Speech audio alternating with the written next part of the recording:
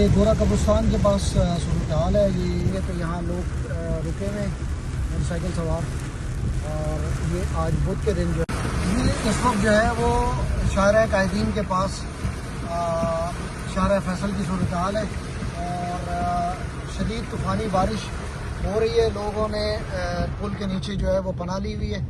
ये मैं आपको दिखाऊँ, इस वक्त जो है